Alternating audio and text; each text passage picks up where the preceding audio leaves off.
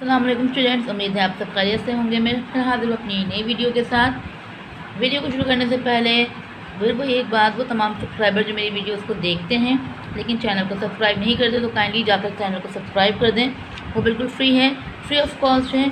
आपकी एक सब्सक्रिप्शन और आपका एक लाइक मेरे चैनल को मेरी हौसला अफजाई के लिए होता है।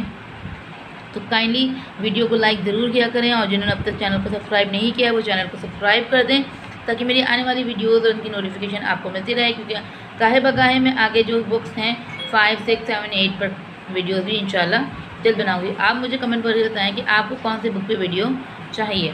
जितनी ज़्यादा मेरे पास कमेंट होंगे उतनी ज़्यादा फिर हम उस वीडियो पर काम करेंगे। चलें वीडियो की तरफ चलते हैं। यूनिट 2 हमारे पास है highest common factor and least common multiple. हमारे चैप्टर का नाम है की वोकैबुलरी की multiple factors, common multiple, least, highest common factor, prime factorization, divisibility test, square number और क्यूब नंबर। तो पहला टॉपिक जो है वो हमारा है डिविजिबिलिटी रूल्स का। ये रूल्स हैं 2 के डिविजिबल के, 3 के, 4 के, 5 के और 10 के, और नीचे आपके पास मौजूद है 7 और 11 के। 2 के, 3 के, 4 के, 5 के हम पहले भी पढ़ चुके हैं क्लास 4 में। पूरी इस पर एक वीडियो बनी हुई है चैप्टर की, उससे पूरी एक्सप्लेनेशन है, वहाँ जाकर आप चेक कर सकते हैं। मैं अगर सरसरी तौर पर से बात करूँ कि अगर आपके पास वन प्लेस वैल्यू पर कोई भी इवन नंबर हो, यानी कि कोई भी वन, जैसे 0, 2, 4 या 8, ठीक है, अगर ये सारे नंबर्स होंगे तो वो डिविजिबल बाय 2 हो जाएगा। डिविजिबल बाय 3 का क्या था, कोई भी आपका क्वेश्चन हो और जब आप उन सारे डिजिट्स का सम करें और आपका आंसर ऐसा आए जो 3 की टेबल में आता हो, यानी डिविजिबल बाय 3 हो, तो वो डिविजिबल बाय 3 हो जाएगा।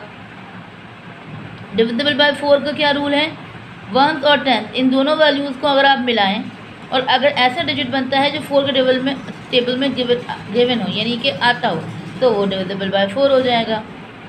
डिविजिबल बाय 5 का क्या भाई, 1 की प्लेस वैल्यू जो है वो 0 या 5 होनी चाहिए, या दोनों में से कोई सा भी होगा तो वो डिविजिबल बाय 5 होगा। और जिस भी 1 की प्लेस वैल्यू 0 होगी वो डिविजिबल बाय 10 होगा। अच्छा 7 थोड़ा सा ट्रिकी है, इस तरह से तो अगर मैं इनकी एग्जाम्पल्स देखूँ और उससे आपको समझाऊँ तो ज़्यादा बेहतर होगा पढ़ने से। अब वो कह रहे हैं कि अगर आपको ये देखना है कि कोई भी नंबर 7 के डिविजिबल है या नहीं, तो उसका तरीका ये है कि आपका जो लास्ट नंबर है आप उसे 2 से मल्टीप्लाई करवा दें। जैसे मेरा लास्ट नंबर क्या है 5, तो मैंने 5 को किससे मल्टीप्लाई करवा दिया, 2 से, तो मेरे पास 10 आ गया। बाकी जो मेरे पास वैल्यू बचेगी उसको मैं उस आंसर से माइनस कर दूँ। इन 23 से मैंने 10 माइनस किया तो मेरा आंसर क्या आ गया 13, और 13 जो है 7 की टेबल में नहीं आता, इट्स नॉट डिविजिबल हो जाएगा। उसके बाद 11 को मालूम करने का तरीका ये है कि आप ऑड प्लेसेस और इवन प्लेसेस इन्हें जब आप प्लस करें, ठीक है, और उनका जो सम आएगा उन दोनों को माइनस करें तो आपको पता चल जाएगा कि वो 11 की टेबल में आता ही है। अच्छा ये ऑड प्लेसेस से मतलब उनके ऑड प्लेसेस बोल रहे हैं, ऑड नंबर नहीं कह रहे, इस पर ध्यान रखिएगा। ऑड प्लेसेस क्या होती है, अगर मैं इसमें दूँ नंबर 1, 2, 3, 4 एंड 5, तो ये जो ऑड प्लेसेस यहाँ पर आ रही हैं जैसे 1, 3 एंड 5, इनकी पोजीशन पे जो नंबर्स हैं उन्हें हम प्लस करेंगे। जैसे 9, 8 और 7, जैसे इन्होंने यहाँ बताया ये ऑड प्लेसेस हैं 9, 8 और 7। जब मैंने और मेरे पास बाकी जो डिजिट्स बचे हैं वो 0 और 2 है, जब इन्हें प्लस किया तो 24, इन्हें प्लस किया तो 2, 24 में से 2 माइनस किया अपने पास 22 आ गया, तो 22 11 टेबल में आता है, तो ये डिविजिबल बाय 11 होगा।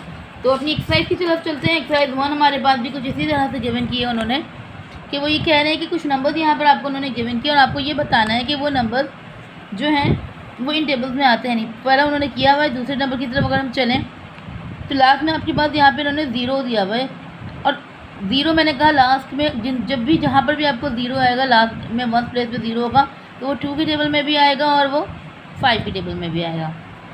3 का क्या था भाई, तीनों को प्लस करें, अगर तीनों का नंबर पास ऐसा डिजिट बनता है जो 3 की टेबल में आता है तो सो ऑन, वेरी गुड, फिर वो 3 से भी डिविजिबल हो जाएगा।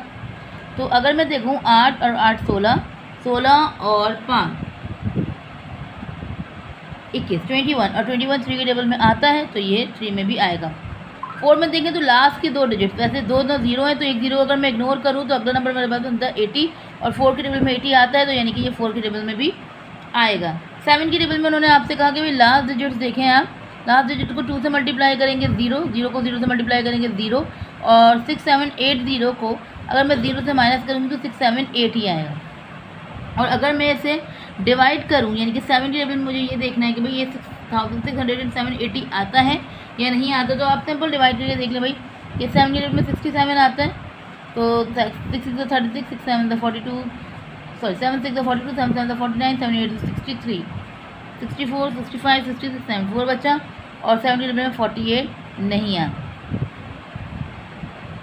ओके जी, तो ये 7 में नहीं आएगा। 9 में वो आपसे कह रहे हैं, 9 का उन्होंने हमें कुछ भी नहीं दिया, तो इसलिए कोई भी टेबल जो है वो 9 में लाए नहीं करेगा, क्योंकि 9 का इन्होंने कोई भी हमें शॉर्टकट मेथड नहीं बताया मालूम करने का। 11 में आपसे जो मैंने आपसे कहा कि ऑड प्लेसेस और इवन प्लेसेस को आप प्लस या माइनस करें। जैसे ऑड प्लेसेस में मेरे पास क्या है 1, 6 और 8 और 0, 6 और 8 को प्लस करेंगे 14, और 7 में से 0 माइनस करेंगे 7, तो 14 में से 7 गए आपके पास, तो 7 बचेंगे, और 7 जो 11 की टेबल में नहीं आता। ये मेंटल मैथ वाले क्वेश्चन होते हैं, ये बिना सॉल्व किए ही करे जाते हैं। उसके बाद अगेन वही 2 इवन नंबर है, 2 की टेबल में आता है।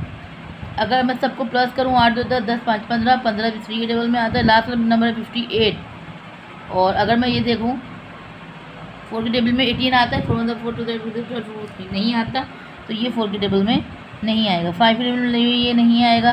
7 में उन्होंने कहा ये लास्ट के नंबर को 8 2 16 से मल्टीप्लाई करेंगे, और 16 205 में से जब 16 को आप माइनस करेंगे तो आपके पास बचेगा, मैंने जब इसे डिवाइड किया तो माइनस किया तो 19499 है, और जब मैं इसे 7 से डिवाइड कर रही हूँ तो ये डिविजिबल बाय 7 नहीं हो रहा, तो यहाँ पे भी क्रॉस। 9 को उन्होंने हमें बताया नहीं है। फिर 11 की तरफ चलते हैं। ऑड प्लेसेस मेरी 1st, 3rd एंड 5th, यानी कि 8 और 2 10 10 10 में से 5 को माइनस करेंगे 5 बचेंगे, वो भी 11 की टेबल में आपके पास नहीं आता। उसके बाद वो कह रहे हैं कि भाई 6 इवन नंबर है, 2 की टेबल में आता है। 96 अगर मैं देखूँ 4 2 8, 4 की टेबल में आता है, तो 4 मैंने कट कर दिया। प्लस करेंगे अगर 9 1 10 और 6 9 1 10 10 और 6 16 16 17 18 19 20 21 22 एंड 23 23 की टेबल में नहीं आता। लास्ट 5 में 1 प्लेस में 0 और 5 नहीं है, तो ये 5 में भी नहीं आएगा। 7 को अगर मैं देखूँ तो 6 2 12 हो जाएगा, ठीक है, और 12 7 0 1 9 को जब 12 से माइनस करेंगे, 9 में से 2 गए 7, 1 में से 1 गए 0 0 और 7, तो ये 7 की टेबल में आता है, तो हम यहाँ टिक कर देंगे। 9 से तो मैंने आपसे कह दिया 9 तो किसी भी इसमें लाई नहीं करेगा, क्योंकि 9 की कोई भी उन्होंने हमें शॉर्टकट नहीं दिया। उसके बाद उन्होंने बात की 11 की, तो वही 1st, 3rd और लास्ट 6 1 7 7 और 7 14, 14 में से 9 गए, तो आपके पास 1st, 3rd and 5th in odd places को मैंने प्लस किया, तो 6 और 1 7 और 7 और 7 14, 14 में से आपने 9 को माइनस किया, तो आपके पास 5 बचे, और 5 जो है 11 की टेबल में नहीं आते हैं। ओके जी, लास्ट वन है आपके पास है 4, 2 की टेबल में भी आएगा, 4 की टेबल में भी आएगा, ठीक है। उसके बाद अगर मैं 3 में देखूँ तो 8 2 10 10 2 12 13 14 15 16 और 3 5 15 होता है, तो ये 3 की टेबल में नहीं आएगा। 5 में भी ये आपके पास नहीं आएगा, कि लास्ट नंबर आपके पास यहाँ पे 4 है। 7 में अगर देखें तो 7 में यानी 4 को 2 से मल्टीप्लाई करेंगे 8, तो 2 8 2 0 को जब 8 से माइनस करेंगे तो 10 में से 8 गए 2, तो 1 8 2 2 8 1 2 आ जाएगा, ठीक है। और 7 की टेबल में अगर हम देखें 7 3 21, 7 4 24, 7 5 35, 35 और 36 37 38 39 40 41, और 7 की टेबल में ये भी नहीं आ रहा। हमने डिवाइड करके 7 से देख लिया। The last one is 11 1st, 3rd और लास्ट, यानी कि 4 2 6 2 8, 8 में से 8 माइनस करेंगे 0, तो ये भी 11 की टेबल में नहीं आता। तो यहाँ पर हमारी एक्सरसाइज 1 कंप्लीट होती है। Right all the prime number between 50 and 80, 50 and 80 के बीच में जितने भी प्राइम नंबर्स आते हैं, यानी कि वो नंबर सिर्फ अपने टेबल में आते हैं, वो लिखने हैं। तो ये मैंने आपको मेंशन कर दिए हैं। Which of the following are prime numbers, prime numbers में से कौन से हैं, तो आपको मैं बता दूँ भाई, प्राइम नंबर वो नंबर होते हैं जो सिर्फ अपने टेबल में और किसी टेबल में नहीं है। जैसे 91 है, 73 है, ठीक है, लिख देते हैं 91 एंड 73। इसके अलावा और कोई भी प्राइम नंबर नहीं है, सब किसी न किसी टेबल में आते हैं। How many factors does each number है, हर नंबर के इतने। अच्छा, फैक्टर्स की अगर मैं बात करूँ, मैंने डिटेल में क्लास 4 में एक्सप्लेन किया है फैक्टर्स कि कोई भी एक नंबर कितने टेबल्स में लाया करता है, या डिविजिबल बाय कितने टेबल्स हो सकता है। अगर मैं 1 तो एक ऐसा डिजिट है, 1 एक ऐसा टेबल है जिसमें सारे नंबर्स आते हैं। अगर 18 की बात करूँ तो वो 2 में भी आता है। क्या 3 के टेबल में 18 आता है? जी, 3 में भी आता है। 5 में 4 में नहीं आता, 5 में नहीं आता, 6 में आता है, 7 में तो फिर 9 में आपके पास आता है और देन फिर ये 18 में आपके पास आता है। तो कितने फैक्टर्स बन गए 1 2 3 4 5 6। तो ये हमारे पास 6 फैक्टर्स इसके मेक हुए हैं। 20 को अगर देखें तो भाई 1 में आता है, 2 में आता है, 4 में, 5 में, 10 में और देन अपने टेबल में आता है। तो ये 1 2 3 4 इसके भी आपके 6 फैक्टर्स में, ये आपके 6 फैक्टर्स हो गए। 36 की बात करें तो 1 2 3 4 6 8 9 12 13 एंड 36। तो ये हमारे पास 1 2 3 4 5 6 7 8 9 10 फैक्टर्स जो हैं ये मेक हुए हैं। 24 की बात करें तो 1 2 3 4 6 8 12 अपने टेबल में आता है। तो ये 1 2 3 4 5 6 7 8 फैक्टर्स जो हैं यहाँ पर इसके मेक हुए हैं। अगली बात करें भाई find the highest common factor by listing the factors. जिस तरह अभी हमने फैक्टर्स बनाए इसी तरह फैक्टर्स बनाने हैं उसमें, लेकिन उसमें हाईएस्ट कॉमन फैक्टर बताना है। ठीक है, 20 और 25 का हम फैक्टर्स पहले मेक करेंगे। तो 20 मेरे पास आता है 1 में, 2 में, 4 5 20। 25 मेरे पास आता है 1 में, 5 में एंड देन 25। ठीक है, अब जो इन दोनों में हाईएस्ट कॉमन फैक्टर अगर मैं देखूं तो ये है मेरे पास 5 आ रहा है। तो यहाँ मैं लिख दूँगी भाई 5 मेरा SCF है। इसी तरह अगर 14 में देखें 1 में, ओके जी 14 हमारे पास आता है 1 में, 2 में, 7 में एंड देन 14 में। 49 मेरे पास आता है 7 एंड 49। इनमें हमारे पास जो हाईएस्ट कॉमन फैक्टर बन रहा है वो बन रहा है 7 कॉमन। 33 1 में, 3 में, 11 में एंड देन 33 में। तो बहुत 77 1 7 11 एंड 77 में। तो हमारे पास हाईएस्ट कॉमन फैक्टर जो है वो यहाँ पर 11 है। तो 12 मेरे पास आ रहा है 1 में, 2 में, 3 में, 4 में, 6 में एंड देन 12 में। 18 आ रहा है 1 2 4 6 9 एंड कॉमन फैक्टर जो बन रहा है वो बन रहा है यहाँ पर 6। तो ये मेरा SCF हो जाएगा। उसके बाद वो कह रहे हैं use the long division method to find the SCF and 27 of 27 and 36। Listing factor के अलावा लॉन्ग डिवीजन मेथड से करना है हमें SCF मालूम है लॉन्ग डिवीजन का। और आपको जो है वो इससे SCF मालूम करना है। तो आपका मकसद क्या है कि दो वैल्यू होंगी आपके पास, डिविज़र और एक डिविडेंड। बड़ी वैल्यू आपकी डिविडेंड बनेगी और छोटी वैल्यू आपकी डिविज़र बनेगी। अब 27 में 30 से 27 बनता है आपके पास क्या हो जाता है 27। तो जब आप इसे माइनस करेंगे तो 6 में से 7 नहीं जा सकते, 16 में से 7 के आपके पास 9 बचे और 2 में से 2 गए 0। अब ये नया वैल्यू यानी कि मेरा ओल्ड जो डिविज़र है अब वो मेरा क्या बन जाएगा डिविडेंड। अच्छा ये प्रोसेस हम तब तक रिपीट करेंगे अब जब तक हमारे पास आंसर 0 नहीं आ जाता। 9 की टेबल में 27 का मतलब 9 3 आपके पास क्या आ जाता है 27। आपने माइनस किया 0। तो मेरे पास जो SCF हाईएस्ट कॉमन फैक्टर आ गया वो आ गया आपका 9। ओके जी, क्वेश्चन नंबर 6 उन्होंने बोला लीस्ट कॉमन मल्टीपल्स मालूम करने और पेयर बनाने लिस्टिंग पेयर। तो अगर सबसे पहले 10 का देखें तो 10 के टेबल लिखेंगे 10 20 30 40 एंड मैंने 50 तक लिखा। 15 का 15 30 पे मुझे कॉमन मिल गया तो मैं यहाँ लिख दूँगी लीस्ट कॉमन मल्टीपल मेरे पास 30। मैं आगे सो ऑन कंटिन्यू नहीं करूँगी। आप चाहें तो आप 5 तक कंटिन्यू कर सकते हैं, आप चाहें तो यहाँ पे भी स्टॉप कर दें, कोई मसला नहीं है। Okay ji, 8 16 24 32 40 12 to the 12 12 to the 24। Common मेरे पास आ गया तो मैं यहाँ लिख दूँगी 24। Then 6 on the 6 6 to the 12 6 3 the 18 6 4 the 24 6 5 the 30 10 20 and then 30 मेरा लीस्ट कॉमन मल्टीपल हो जाएगा। And the last one is 7 and 7 7 to the 14 7 and 7 to 21 28 35 42 12 24 36 48 52 64।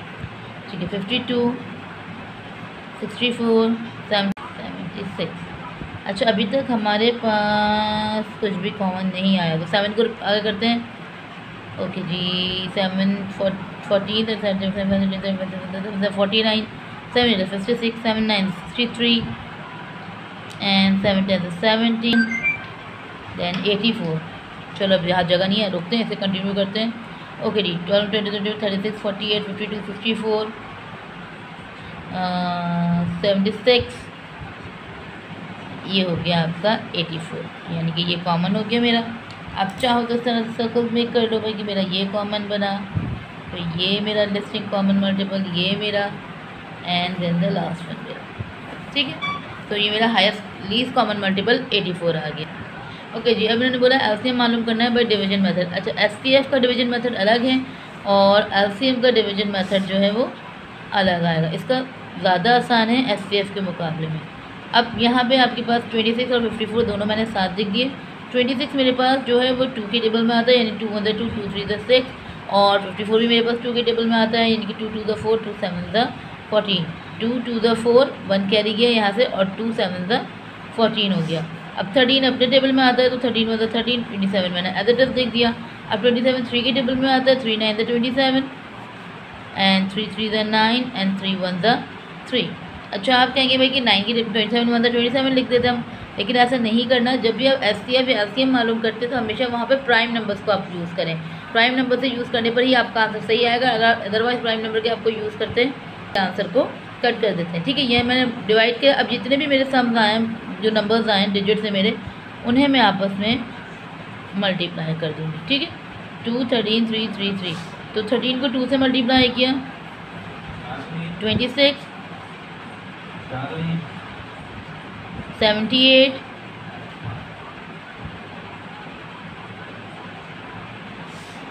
234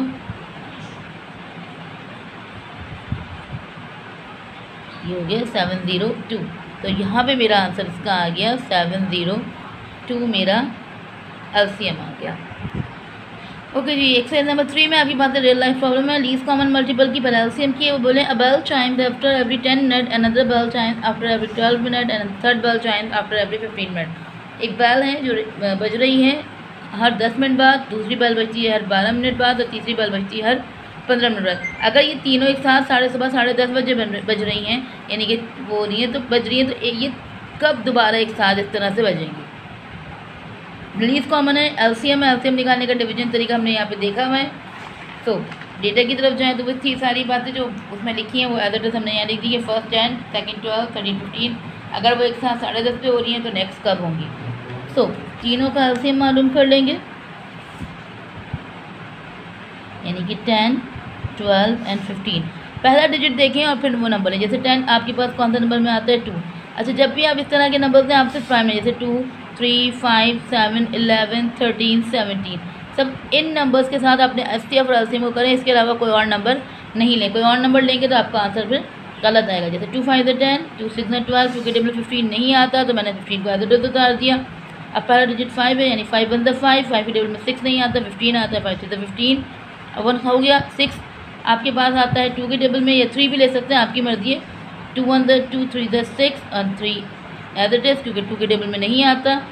then 3 1 3 and 3 1 3। हमें लास्ट में सब जगह यहाँ पे 1 लेकर आना है। अगर पहले ही आपके पास 1 आ जाता है तो 1 आपके साथ एज इट इज उतरता रहेगा, उसमें और कोई चेंजिंग नहीं करेंगे। यहाँ जो वैल्यूज़ आई उन्हें हम यहाँ मल्टीप्लाई कर लेंगे, यानी कि 2 5 से आपके पास 10 होता है, 10 2 से आपके पास 20 और 23 से आपके पास 60। तो अगर यहाँ 60 का मतलब होता है 60 मिनट। 10 बजे बजी हैं तो next chyme together at 60 minute होते हैं। सुबह 10:30 बजे बजी हैं तो नेक्स्ट वो बजेंगी सुबह के 11:30 बजे। हर 1 घंटे बाद वो एक साथ चाइम होंगी। ओके जी, क्वेश्चन है some notebook have to be arrange in files, यानी कि किताबों को अरेंज करना है एक दूसरे के ऊपर। ठीक है, 9 12 एंड 18 बुक। एक जगह 9 का ढेर, फाइल्स का मतलब सब कह सकते हैं ढेर। एक जगह 9 का, एक का 12 का, एक जगह 18 किताबों का इन्होंने हर एक बुक पर इतनी है। What is the least number of books needed to this? हमें कितनी, अच्छा जहाँ पे भी लीस्ट की बात करें और कम से कम चीज़ों की बात करें, इस तरह के टाइम की बात करें तो वहाँ एलसीएम ही होता है। ठीक है, जहाँ ग्रेटेस्ट की बात करें तो वहाँ पर एचसीएफ आ जाता है। तो बॉक्स ऑफ पॉइंट आपके पास गिवन है, डायरेक्ट इसका एलसीएम मालूम करेंगे, यानी कि 9, 12 और 18। पहला 9 है तो 3 से शुरू करेंगे, 3 से 9, 3 4 द 12 और 3 6 द 18। अगेन आपके पास 3 है तो 3 1 द 3, 4 नहीं आता, 3 2 द 6। देन 2 के टेबल में 4 आता है, 2 2 द 4, 2 1 द 2 एंड 2 1 द 2। सारे 1 हो गए। मल्टीप्लाई कर देंगे, 3 3 द 9, 9 2 द 18, 18 2 द 36 बुक्स। ठीक है, लीस्ट 36 बुक्स नीडेड, 36 बुक्स हमें नीड होंगी फाइल्स को अरेंज करने के लिए। अगला क्वेश्चन मेरे पास जो गिवन है वो है students of grade 5 of mathematics test. 5 class के स्टूडेंट्स ने का जो टेस्ट होता है मैथ्स का वो हर 3 दिन बाद होता है, इंग्लिश का हर 6 दिन बाद और साइंस का हर 9 दिन बाद। अगर तीनों टेस्ट आज लिए गए हैं तो ये तीनों टेस्ट अगली बार कब लिए जाएंगे? तो इसमें भी वही हम एलसीएम मालूम कर लेंगे। डेटा मैंने बना लिया है कि मैथ के टेस्ट 3 दिन, 6 दिन, फिर 9 दिन। अगर आज हुए हैं तो फिर वो कब होंगे? सो यहाँ इनका एलसीएम ले लेते हैं, 3, 6 और 9, यानी 3 1 the 3, 3 2 the 6, 3 3 the 9, then 2 1 the 2, 3 as it is, and then 3 1 the 3। तो मल्टीप्लाई करेंगे 3 2 एंड 3 को, 3 2 द 6, 6 3 द 18, यानी कि 18 डेज बाद दोबारा तीनों टेस्ट साथ कंडक्ट किए जाएंगे।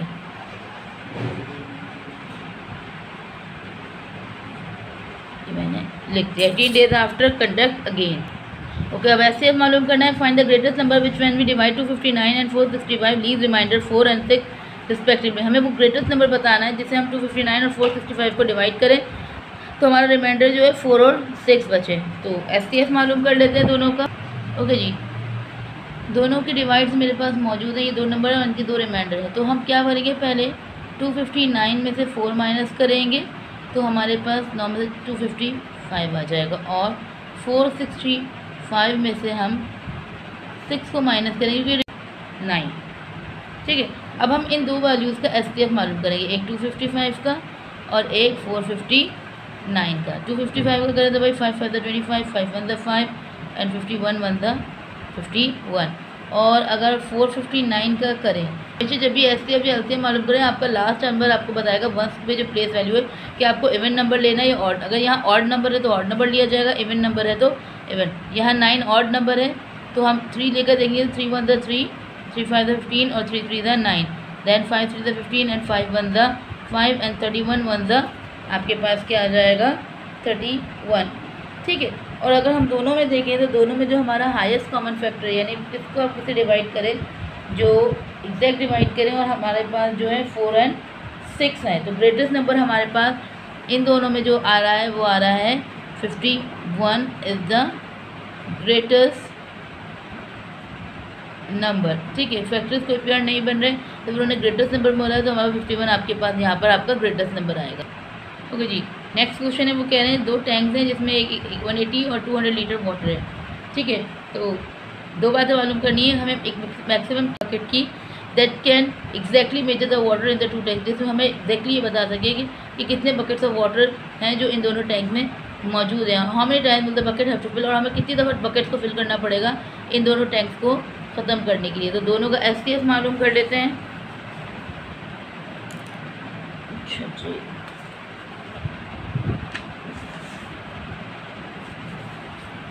पहले हम 180 का करेंगे और फिर यहाँ पे 200 का। ठीक है, तो 290 the 180, 330 the 90 and 310 the 30, 25 the 10 and 51 the 5। ठीक है, ये हो गया 210 द 20 यानी 200 the 200, 250 the 100, 510 the 50, 52 the 10 and 21 the 2। ठीक है, और अगर मैं दोनों के नंबर्स को लिखूं कि पहले 180 के मेरे पास आ रहे हैं 2 multiply by 3 multiply by 3 multiply by 2 multiply by 5, and 200 litres के मेरे पास आ रहे हैं 2 multiply by 2 multiply by 5 multiply by 5 multiply by 2। इन दोनों में अगर मेरे को कॉमन फैक्टर्स देखूँ यानी कॉमन पेयरिंग देखूँ तो ये मेरे पास इस तरह की आ रही है, और तो कोई नहीं आ रहा, यानी कि 2 2 एंड 5 यानी 2 2 द 4 4 5 द 20। यहाँ पर इन्होंने बोला है कि ठीक है, ये मेरा आंसर आ गया। तो हमारे जो पेयर्स बने, जो हमने पेयर किया, उससे हमें पता चला कि भाई 20 लीटर ऑफ बकेट्स जो हैं वो कैपेसिटी जो है उसमें 20 लीटर ऑफ कैपेसिटी हमें चाहिए होगी बकेट की, जिससे हम फिल करें। और how many buckets to be fill, और कितनी बकेट फिल होंगी। तो हमारे पास जो रिमेन रह जाने वाली वैल्यूज हैं, यानी कि पहले टैंक के और दूसरे टैंक के, तो 3 3 क्या हो जाता है आपके पास 9 टाइम्स, पहले में हमें 9 बाल्टियाँ, और फिर दूसरे में 5 2 10 टाइम्स, और दूसरे में 10 टाइम्स जो है बकेट जो है वो हमारी फिल होंगी।